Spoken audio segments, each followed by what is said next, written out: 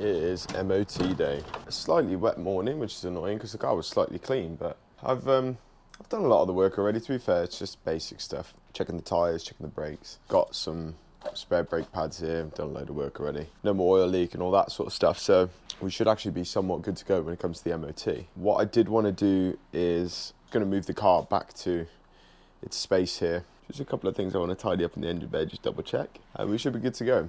I think the only thing it could possibly fail on is maybe emissions. Got a sneaky suspicion the cat is breaking down. Car's got slightly loud over time and the pops and bangs are really loud. I'm just hoping the cat's okay, but I'll move the car back.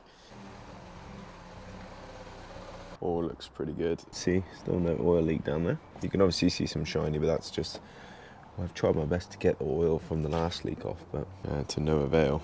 All of this looks good. All nice and solid. I'll lock everything up and go for a quick drive to warm it up. Also got this cool new little gadget which I'm going to use. So we got track day tomorrow. It's this little screen. So if I turn it on, it just comes up with like some pretty cool stuff. So I've got the boost and the air fuel ratio. You can see it's flickering on the screen. It's not doing it in real life.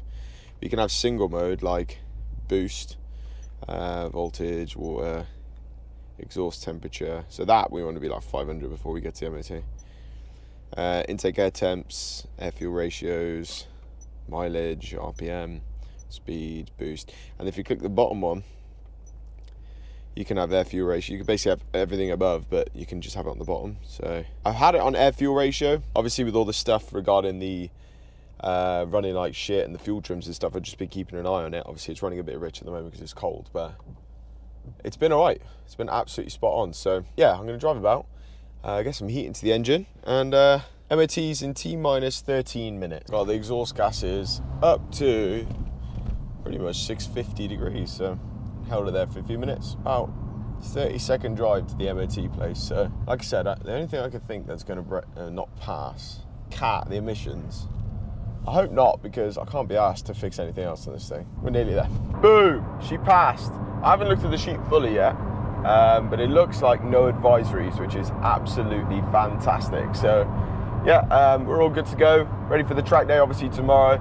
So this is like a nice little quick short video, a little update on the MOT for the Pug. It's like a mandatory, right? MOT time, you gotta make a video about it. So no, I haven't had a look at the full details yet, but it looks all good, all the brakes and stuff. There was no advisories from what I could see, so there's nothing crazy.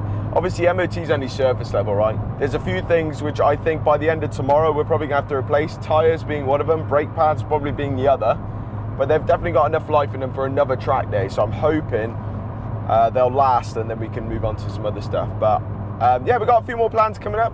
I just want to get this track day and Anglesey at the end of the month out of the way, and then that will pretty much be the season of 2025 for the Pug. And then we can move on more to the upgrades. A bit more power, a bit more grip, maybe a bit of aero I've been looking into. I need to have a look. And this is functional aero, not racer aero. So that's all I've got. Keep your eyes peeled. There'll be a Castle Combe video sometime this week, I hope. It's gonna be great. I'm gonna charge all the cameras up and go for it.